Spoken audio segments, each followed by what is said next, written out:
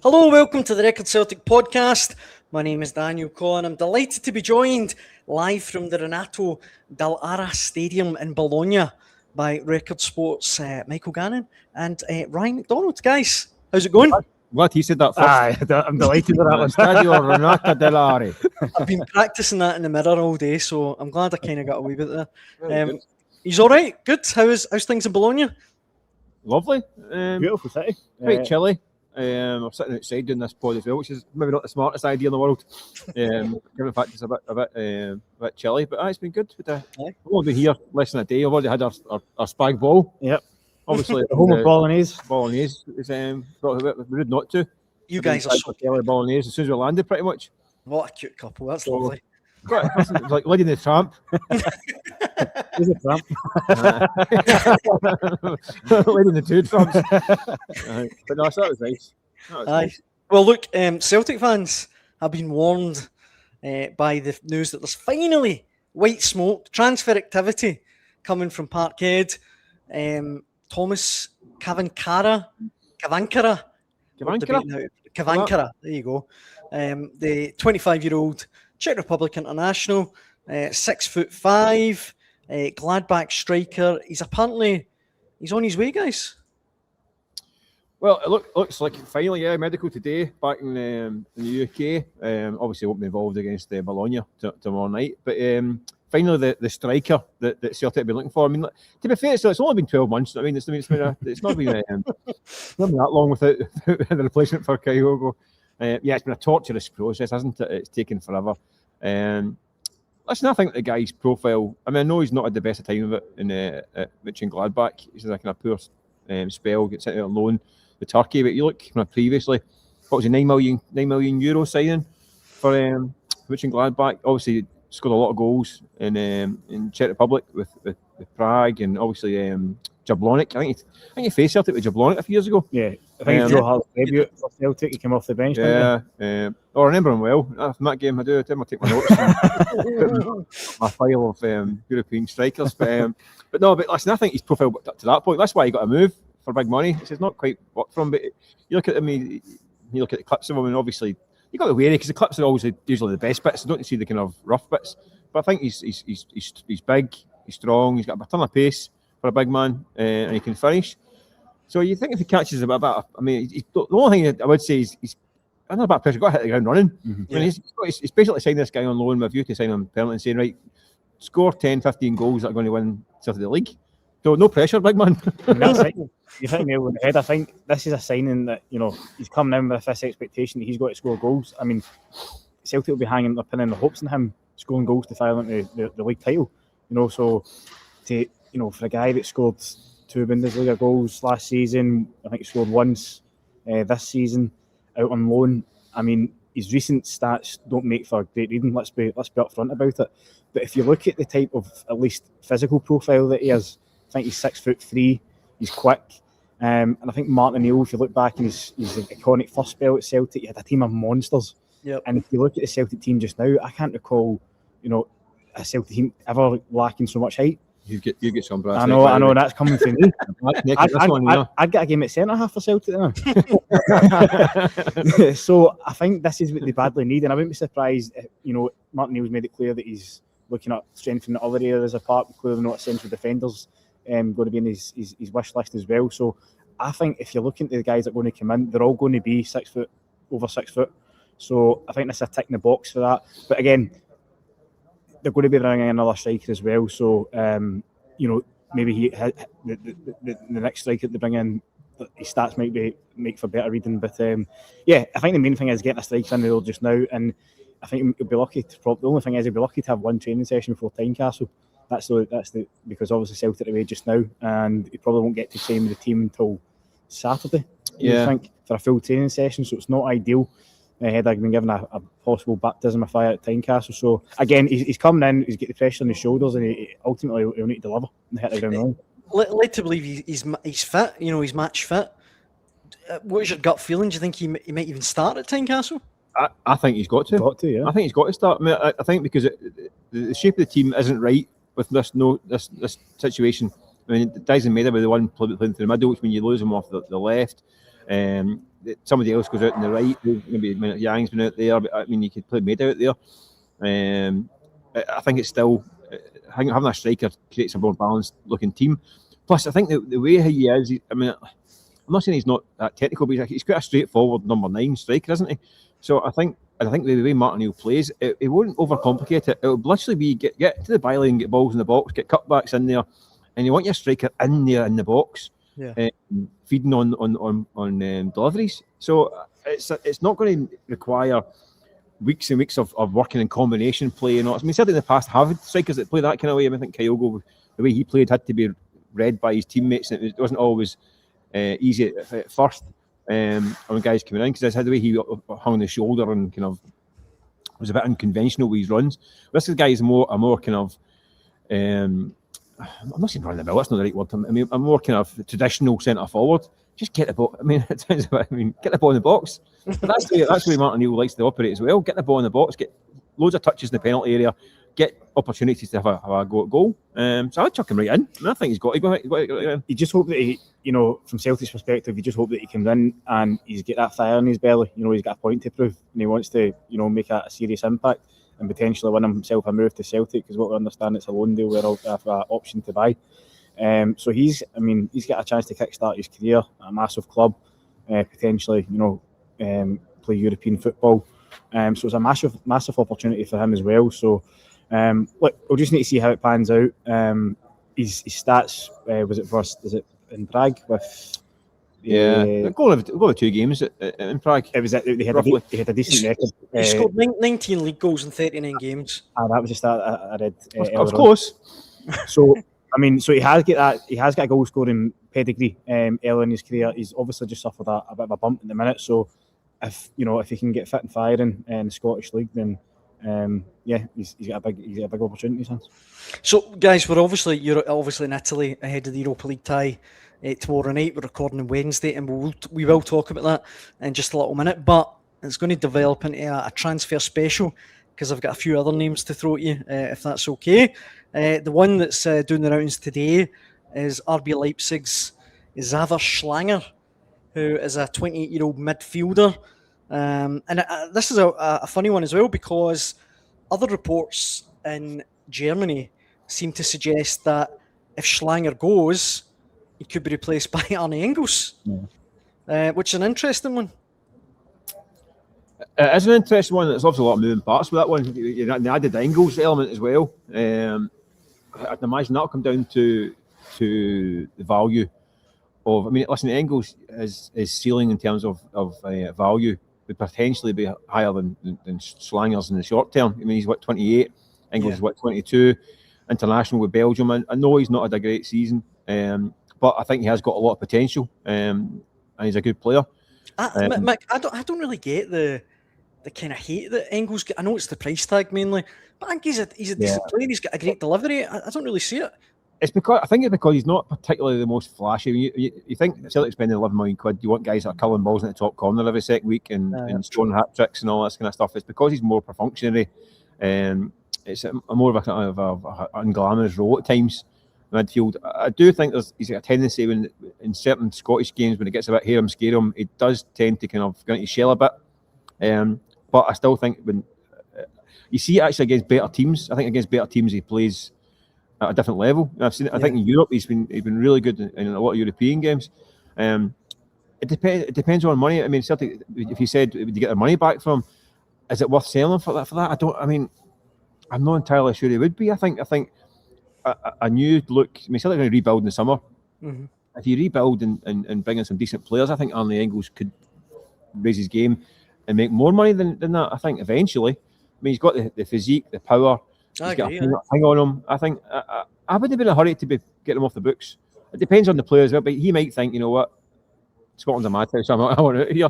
He wouldn't play him, because I mean, this year especially has been a bit chaotic. I mean, the flip side of it as well is Arne Engels has probably got a career plan as well. Aye. Usually, when a player of that calibre and that money comes into a club at Celtic, 2 years is usually the most you get out of him, and then move on. So there's that side of it as well. You know, he's probably not been as good as everyone expected him to be. Obviously, he's divided opinion. But if he holds out to the summer and mix right, he might have an opportunity to make even more than Celtic paid for him. That might be the ideal time to sell him. But in terms of this January window, I just don't think I don't really think you can afford to let any first team players go at this minute. What I do think though is that Celtic seriously do need something different in midfield. I think they look so leggy at times. Callum McGregor's not getting any younger, but I still think he's quicker than Huntley Engels and Ben Nygren in there. So I do feel as if Celtic need a dynamic midfielder, a bit like Hatate in his prime, but we've not seen that from Hatate for the last year or year and a half. So I think Celtic are crying out for a different option in there. And obviously, it's like he fit the bill. It's a guy with a lot of pedigree. A good career. I think he's in nearly 50 caps for Austria. The kind of player that Celtic should be looking at. He would come with a big salary as well. But at 28, he doesn't fit. I mean, that's the thing. It doesn't fit the kind of Celtic kind of model for that kind of age and stuff like that. But he's a player that Celtic kind of need, I think, at this point in time. But the Celtic's model is obviously at the moment a little bit in kind of ruins, really. It's in the bin, really. Celtic's model. It's a kind of very short term viewpoint this window. But 28, I mean, if you get him for, I mean, what's it talking about, £4.5 million, £4 million, you get 3 or 4 years at him. Here's another thing to kind of throw into the mix as well. Brendan Rodgers is a fan of Callum McGregor. Callum might have an opportunity to leave Celtic, probably not in this window, but possibly in the summer. So could he be coming in as a replacement for Callum McGregor? And like you're talking about, you might not fit Celtic's model, but Celtic will need an experienced player in there if Callum McGregor's to go. So that's something to consider as well. I mean, he's obviously 28. He doesn't fit the quote unquote model, but not every player has to be a development player, do they? I mean, surely Celtic sometimes have to sign, for want of a better phrase, the finished article. They do, but it's not something that we tend to do over the years. Because it costs money. Because it costs money, and the resale value dips every year. So you're talking, saying a guy for £4.5 million, 28 by 31, he's not really worth much at that point. But if this guy helps win leagues and get into Europe and progress in Europe, then it pays for itself. So I agree. I think Celtic should be looking at these kind of guys. It's something Celtic have lacked, and particularly in the European environment, guys with a bit of experience at the European level. That's why I think Celtic have some good performances, but not enough of them. Too many bad ones and too many disastrous ones. So you can get a guy that's got 50 caps for his country, plays in Europa League and Champions League every year. I think it can only benefit the squad. It's just we don't really know what Celtic's strategy is for the next kind of period. I think it's Celtic coming. I've said before, they're coming to the end of a cycle. Regardless, I think the days of complete utter dominance are now over, because Rangers are on a level playing field now with their new owners. You get the Hearts and the kind of Jamestown revolution. I think now it's a whole new dynamic in Scottish football. So that we need to see where, and it'd be helpful if somebody from Celtic would actually face the media and explain what great new vision is going to be for the next 5 years. But I don't think that's going to be coming anytime soon. But so we don't actually know what's going to be the strategy for the next rebuild. Is it going to be the kind of the projects and all that stuff, which is a risky business when you're not guaranteed league success? So it's an interesting period for Celtic. In the short term, it's getting guys in the door that's going to help try and win the league. That's the immediate goal. I think even Europe now is probably not even a high up on the list of priority. Yeah, it's not the top priority. It's winning the league and get a crack at the Champions League. For me, this is the biggest transfer window Celtic have had for as long as I can really remember, because we've been talking about it. Celtic at risk of finishing third here if they don't get that together. I mean, Hearts, they've got the best. We all know they've got the best analytics in football. Rangers, they've shown serious ambition with their signings, and Celtic are slowly but surely starting to get their act together in the transfer window by bringing in players. So the next, we've got less than 10 days now remaining of the window. So it's massive. It's enormous. There's a lot riding on it, because if you were to say at the start of the season Celtic could potentially finish third, it's unthinkable. But that is a genuine prospect now, because I do think that Rangers are going to be. I can't really see Rangers dropping many points, in all honesty, between now, especially if Celtic progress in Europe. Rangers are out of Europe. Between now and the end of the season, Hearts, obviously, it remains to be seen if they can go the the full season playing the way they have been. They're obviously out the Scottish Cup, so they've got less games than Celtic Rangers. So this transfer window is absolutely monumental. I generally can't recall a bigger one in years.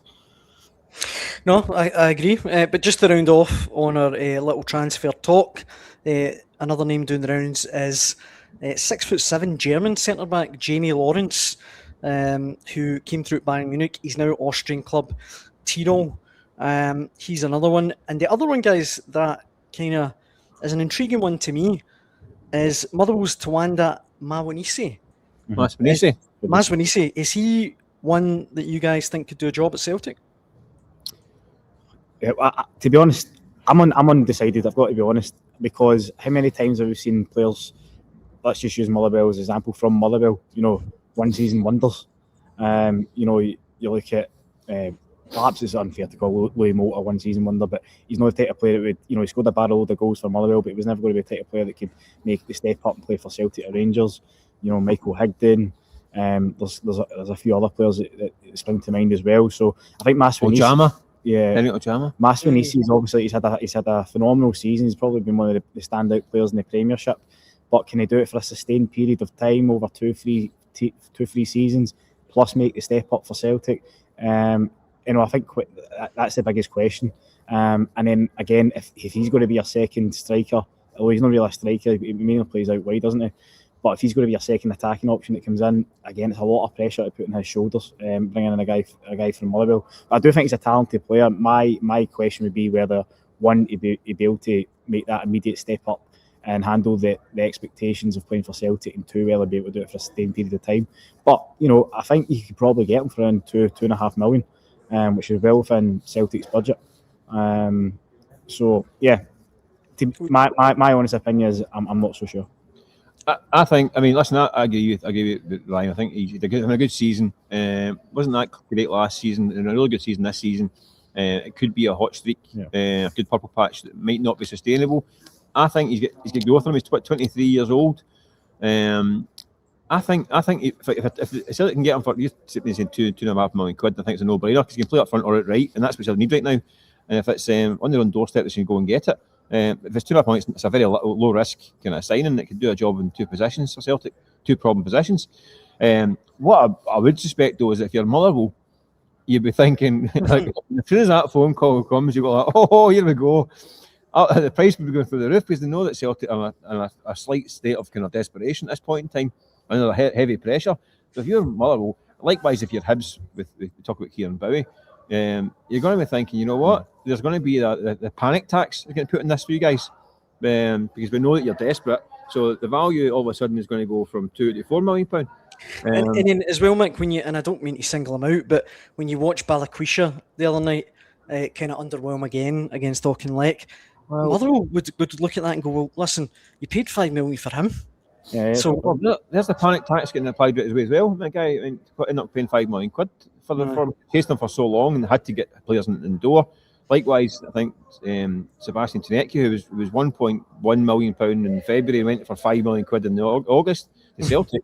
And you think, right? I think he's got promise. I think Tynecastle's been written off a little bit too prematurely. Agreed. Mm-hmm. But I still think £5 million was a bit pricey for him at his stage in his career. Balikwisha looks like £5 million and been the drain, to be perfectly honest. So again, but the panic tax was applied. Celtic were up against it. The window was closing, and they hadn't really boys in the door. So that it's not really a way to operate, really. This window has been like an example of how not to operate. But if they can get through it and get 3 or 4 guys in the door to do my job, then fair enough. But it's going to cost them, because everyone now knows that Celtic are kind of desperate. In fact, it's a bad combination, because not only they're desperate and they've got money. Yeah.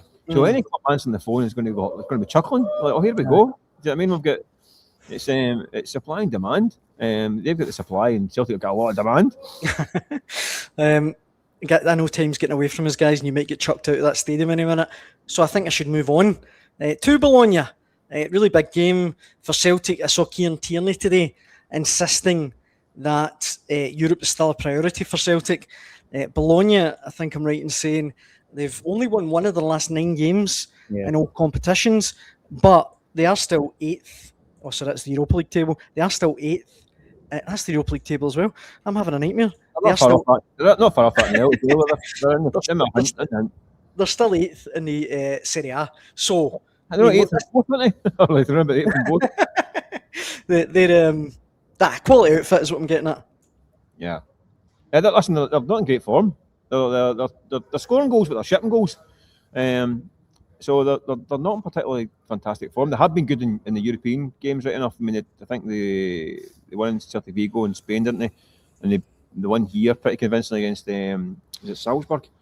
They stuck 4 past them, so they've been decent. And they think if they another win, they probably can get top 8, maybe. They're not far off of getting that. It's in their sights. In their sights to get into the kind of straight to the knockout stage without the playoff round.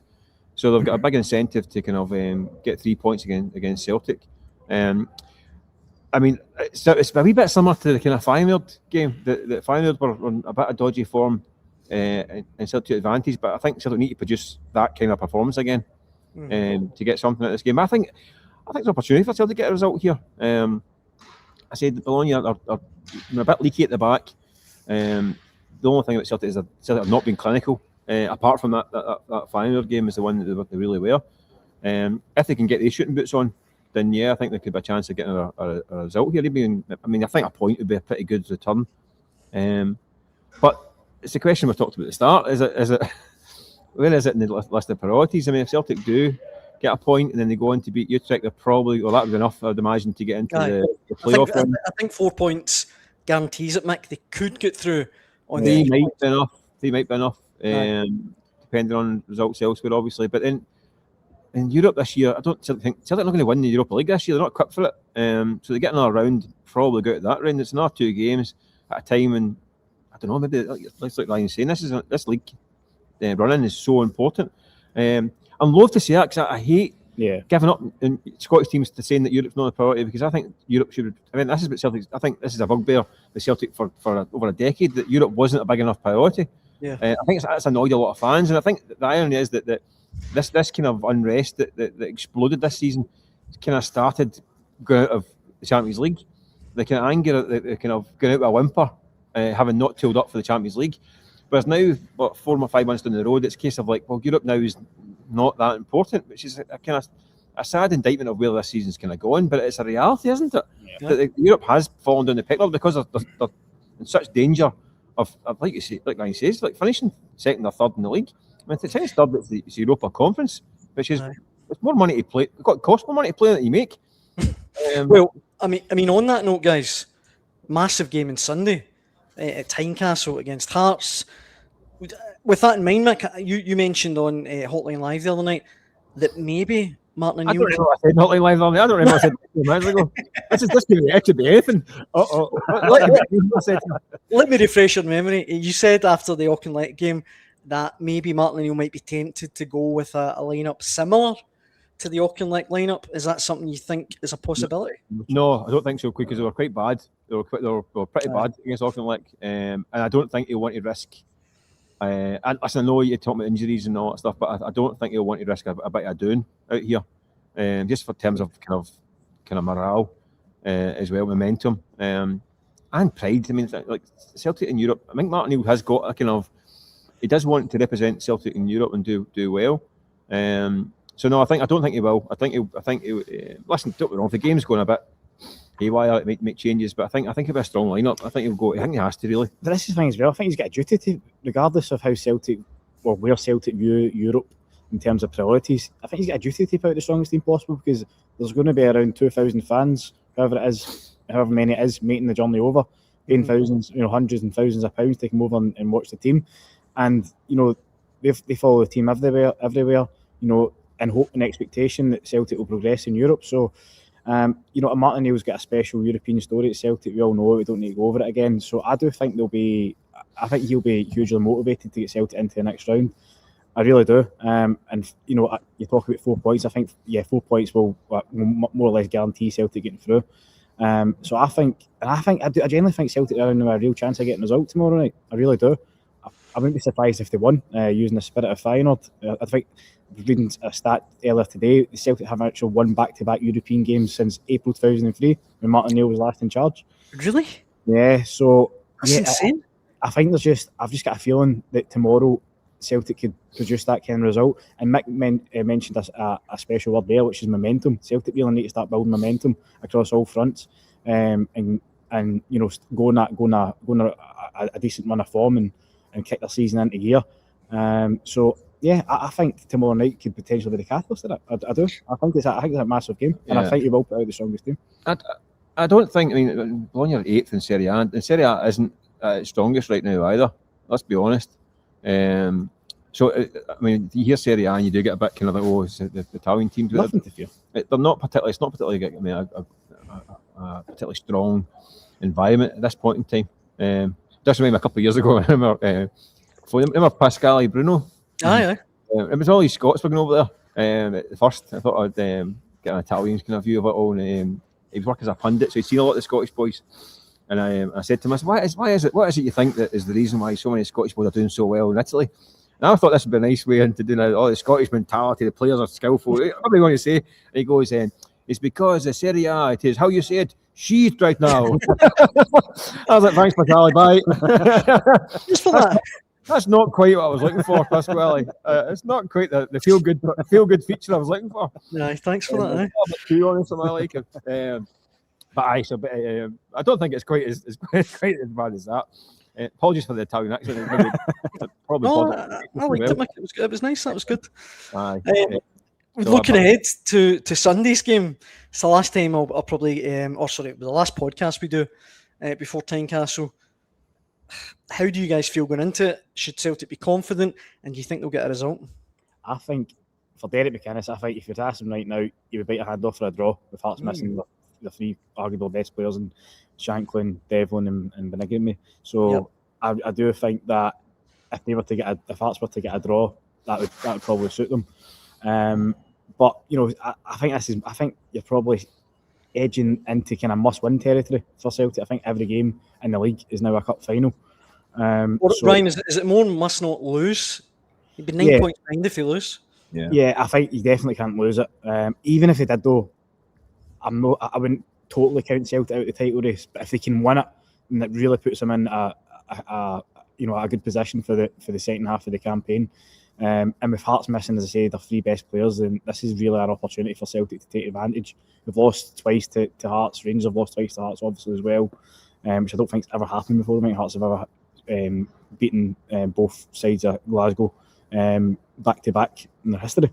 So this is a massive opportunity for Celtic. They're obviously hoping to get the new striker in the door as well, and I do think they need to take full advantage. And the big thing is obviously hoping to avoid any injuries here in Bologna as well. So if they can go in with a full, with the squad that they have available at the minute, obviously they're missing long-term absentees, but if they go in with the squad that they've got at the minute on the back of a decent result tonight, then as I say, it's all about building momentum, then they might have a chance. What do you think, Nick? Do you think Celtic can get a result at Tynecastle and will they? Well, I think they can. I mean, Hearts. You look at Hearts now, the injuries and suspensions. I mean, losing those key players there's no way of dressing up. They've been a massive part of the Hearts' success story this season. I mean, for all the kind of Jamestown analytic kind of talk and all that stuff, the reality is that Hearts have relied on a lot of their experienced campaigners, Devlin, Benigni, Shanklin, Halkett. These kind of guys, I mean, a real spine of the team who have driven this run. But now we're going to see perhaps some of the guys who are part of that scouting that have come in, and we'll see how they respond to it. I mean, obviously you've kind of see this in Braga, who've been outstanding this year as well. They're the two main ones, I think. But the rest of the ones, I think, haven't quite made the same kind of impact. But they're now going to have to. I think some of these guys are going to have to come in and do the job. So it'll be interesting. I mean, I say Celtic are in a particularly weakened state right now, and you wouldn't be putting any money on them. But they've got an opportunity. They have got a big opportunity to go and take a big bite of that gap. I think a point apiece. I don't think anyone would be too upset with that one on both sides. I think, as I'd like to say, Hearts in the circumstances with injuries, they would probably take it. Celtic would probably take it just to get out of dodge and keep going.